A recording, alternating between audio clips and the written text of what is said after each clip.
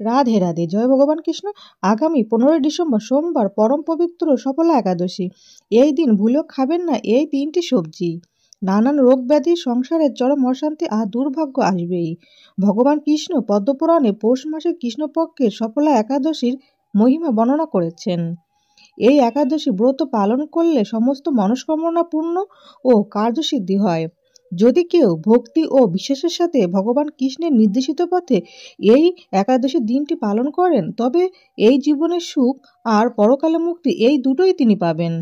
প্রত্যেক সনাতন হিন্দুরই সফলা একাদশীর দিনটি অবশ্যই কৃষ্ণের কথা অনুসারে মেনে চলা উচিত। পুরাণ অনুসারে সফলা একাদশীর ব্রত জীবনের প্রতিটি ক্ষেত্রে সাফল্য প্রদান করে থাকে। শাস্ত্র অনুসারে সফলা একাদশী তিথিতে পবিত্র নদীতে স্নান ও বিষ্ণু পূজা করলে বিশেষ ফল লাভ করা যায়। শাস্ত্র মতে সফলা একাদশী সমস্ত মনস্কামনা পূর্ণ করতে সহায়তা করে। ভগবানের নাম জপ, ধ্যান ইত্যাদি করার জন্য সফলা একাদশীর দিনটি অত্যন্ত গুরুত্বপূর্ণ। নমস্কার বন্ধুরা, আজকে নতুন পর্বে আপনাদের সকলকে জানাই আন্তরিক শুভেচ্ছা ও স্বাগতম। আজ আমরা জানবো স্বয়ং ভগবান কৃষ্ণের বলা সফলা একাদশীর দিন কোন 3টি সবজি একদমই খাওয়া উচিত নয়। এই দিন যে সবজিগুলি খেলে জীবনে ঘনিয়ে আসতে পারে চরম দারিদ্রতা, পরিবার সদস্যদের লেগে থাকবে নানান রোগ ব্যাধি, ঘরে এবং বাইরে কথায় কথায় সৃষ্টি হবে অশান্তি। আপনি কোনো ভালো কাজ করতে চাইলেও লোকে সেটাকে খারাপ ভেবে নেবে। সংসারে নেমে আসবে চরম বিপর্যয় ও দুর্ভাগ্য। আপনি সফলা একাদশীর দিন কোনো ব্রত পালন করুন অথবা না করুন, কিন্তু এই দিন অবশ্যই হিন্দু শাস্ত্র অনুসারে নিষিদ্ধ খাবারগুলি এড়িয়ে চলুন। তাহলেই আপনি আর আপনার পরিবার সুস্থ ও সুরক্ষিত থাকবেন। এর পাশাপাশি আমরা জেনে নেব সফলা একাদশীর ব্রত কথা ও মাহাত্ম্য।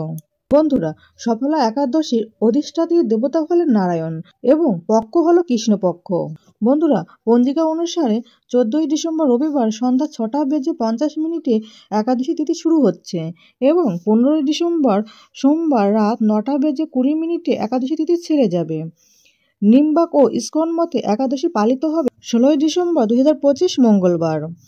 ইস্কন মতে পালনের সময় হবে পরের দিন অর্থাৎ 17ই ডিসেম্বর 2025 বুধবার সকাল 6:34 থেকে সকাল 10টার মধ্যে একাদশীর পালন করে নিতে হবে। নিম্বাক মতে পালনের সময় হবে 17ই ডিসেম্বর বুধবার সূর্যোদয় থেকে সকাল 10:17 মধ্যে একাদশীর পালন করে নিতে হবে। স্মার্ত গোস্বামী মতে 15ই ডিসেম্বর 2025 সোমবার সফলা একাদশী পালিত হবে এবং পালনের সময় হবে 16ই ডিসেম্বর মঙ্গলবার সূর্যোদয় থেকে সকাল 10:16 মধ্যে একাদশীর পালন করে নিতে হবে। বন্ধুরা, নিষিদ্ধ সবজিগুলির মধ্যে প্রথমে যেটির কথা বলবো সেটি হলো পুঁই শাক। খাদ্যগুণে ভরা পুঁই শাকে ভিটামিন ও মিনারেল সমৃদ্ধি একটি শাক এবং পুঁই শাক খেতে সুস্বাদু হলেও শাস্ত্র অনুসারে এটি একটি তামসিক খাবার এবং প্রচুর পরিমাণে নেগেটিভ শক্তিকে আকর্ষণ করে। তাই একাদশীর দিন বাড়িতে পুঁই শাক রান্না করবেন না এবং কোনোভাবে তা খাবেনও না। এছাড়া এই দিন আমিষ খাবার যেমন মাছ, মাংস, ডিম, পেঁয়াজ, রসুন, মসুর ডাল ইত্যাদি তামসিক আহার এড়িয়ে চলুন এবং রান্নায় সাধারণ লবণের পরিবর্তে সন্দক লবণ এবং সরষের তেলের পরিবর্তে ঘি ব্যবহার করুন। দ্বিতীয় নিষিদ্ধ খাবারটি হলো বেগুন। সফলা একাদশীর দিন সাদা বেগুন বা কালো বেগুন দিয়ে তৈরি কোনো প্রকার খাবারই খাবেন না। বেগুন ভাজা, বেগুন ভর্তা বা বেগুন পোড়া খাওয়া এই দিন এড়িয়ে চলুন। এছাড়া এই দিন কোনো প্রকার নেশা জাতীয় খাবার গ্রহণ করবেন না। যারা সাধারণত নিরামিষ আহার করেন না এবং চা, বিড়ি, সিগারেট, পান, কফি ইত্যাদি জাতীয় খাবার গ্রহণ করেন, সফলা একাদশী ব্রত পালনের সময় এইগুলি গ্রহণ না করাই ভালো। বন্ধুরা, সফলা একাদশীতে তুলসী চারা লাগানো অত্যন্ত শুভ। এই তিথিতে তুলসী গাছ লাগালে ধন সমৃদ্ধি বৃদ্ধি পায়। বাড়ির পূর্ব বা উত্তর পূর্ব দিকে তুলসী গাছ লাগাবেন। বাড়িতে তুলসী গাছ রাখলে পজিটিভ শক্তি বৃদ্ধি পায়। লক্ষ্মীর স্বরূপ বলে মনে করা হয়, তাই তুলসী পুজো করলে ধন লাভ হয়। উপোস করতে না পারলেও এই সফলা একাদশীতে নারায়ণের পুজো ও স্নান দান ইত্যাদি করুন। এর প্রভাবে ভগবান বিষ্ণু প্রসন্ন হন। সফলা একাদশীতে অন্ন ভোজন করলে যেমন নরকবাসী হতে হয়, তেমনি অন্য কাউকে অন্ন ভোজন করালেও নরকবাসী হতে হয়।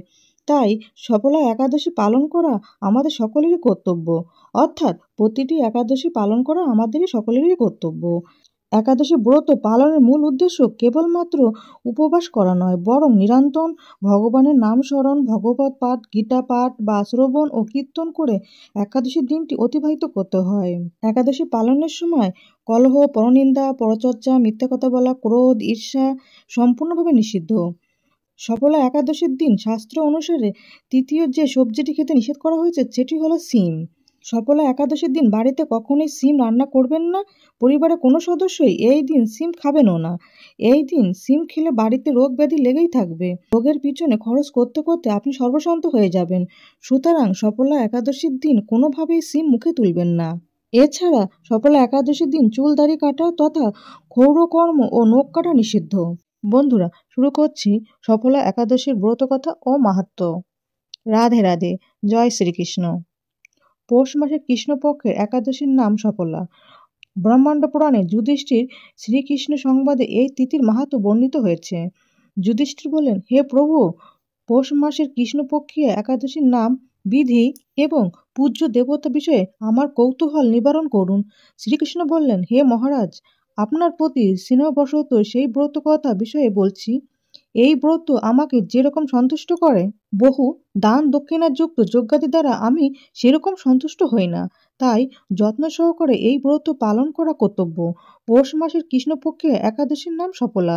নাগদের মধ্যে যেমন শেষনাগ, পক্ষীদের মধ্যে গরুড়, মানুষদের মধ্যে ব্রাহ্মণ, দেবতাদের মধ্যে নারায়ণ সর্বশ্রেষ্ঠ, তেমনি সকল ব্রতের মধ্যে একাদশী ব্রতই সর্বশ্রেষ্ঠ। হে মহারাজ, যারা এই ব্রত পালন করেন তারা আমার অত্যন্ত প্রিয়। তাদের এ জগতে ধনলাভ ও পরজগতে মুক্তি লাভ হয়। হাজার হাজার বছর তপস্যায় যে ফল লাভ হয় না, একমাত্র সফলা একাদশীতে রাত্রি জাগরণের ফলে তা অনায়াসে প্রাপ্ত হওয়া যায়। মহিষ্মত নামে এক রাজা প্রসিদ্ধ চম্পাবতী নগরে বাস করতেন। রাজার 4 জন পুত্র ছিল, কিন্তু তার জ্যেষ্ঠ পুত্র লম্বুক সর্বদা পরস্ত্রী গমন, মদ্যপান প্রভৃতি অসৎ কার্যে রত ছিল। সে সর্বক্ষণ ব্রাহ্মণ, বৈষ্ণব ও দেবতাদের নিন্দা করত। পুত্রের এই আচরণে ক্রুদ্ধ হয়ে রাজা তাকে রাজ্য থেকে বের করে দিলেন। স্ত্রী, পুত্র, পিতা মাতা, আত্মীয় স্বজন পরিত্যক্ত হয়ে সে এক গভীর বনে প্রবেশ করলো। সেখানে কখনো জীব হত্যা, আবার কখনো চুরি করে জীবন ধারণ করতে লাগলো। কিছুদিন পরে একদিন সে নগরে পুরোহিতদের কাছে ধরা পড়ল। কিন্তু সে রাজপুত্র বলে সেই অপরাধ থেকে সে মুক্তি পেল। পুনরায় সে বনে ফিরে গিয়ে জীব হত্যা ও ফলমূল আহার করে দিন যাপন করতে লাগলো। ওই বনে বহু বছরের পুরনো একটি বিশাল অশ্বত্থ বৃক্ষ ছিল। সেখানে ভগবান শ্রী বাসুদেব বিরাজমান বলে বৃক্ষটি দেবত্ব প্রাপ্ত হয়েছে। সেই বৃক্ষতলে পাপ বুদ্ধি লম্বুক বাস করত। বহুদিন পর তার পুণ্যজন্মের কোনো পুণ্যের ফলে সে পৌষ মাসের দশমী দিনে কেবল ফল আহারে দিন অতিবাহিত করল। কিন্তু রাত্রিতে অসহ্য শীতের প্রকোপে সে মৃতপ্রায় হয়ে রাত্রি যাপন করল। পরের দিন সূর্যোদয় হলেও সে অচেতন অবস্থায় পড়ে রইল। দুপুরের দিকে তার চেতনা ফিরল। ক্ষুধা নিবারণের জন্য সে অতি কষ্টে কিছু ফল সংগ্রহ করলো। এরপর সেই বৃক্ষতলে এসে পুনরায় বিশ্রাম করতে লাগলো। রাত্রিতে খাদ্য অভাবে সে ক্রমশ দুর্বল হয়ে পড়ল। সে প্রাণ রক্ষার্থে ঈশ্বরের উদ্দেশ্যে ফলগুলি নিয়ে, হে ভগবান, আমার কি গতি হবে বলে অশ্রুপাত করতে করতে সে বৃক্ষমূলে, হে লক্ষ্মীপতি নারায়ণ, আপনি প্রসন্ন হন বলে নিবেদন করল। এইভাবে সে অনাহারে ও অনিদ্রায় সেই রাত্রি যাপন করল। ভগবান নারায়ণ সেই পাপী লম্বুকে রাত্রি জাগরণকে একাদশী জাগরণ এবং ফল অর্পণকে পুজো বলে গ্রহণ করলেন। এইভাবে অজ্ঞাতসারে লম্বুকের সফলা একাদশী ব্রত পালন হয়ে গেল।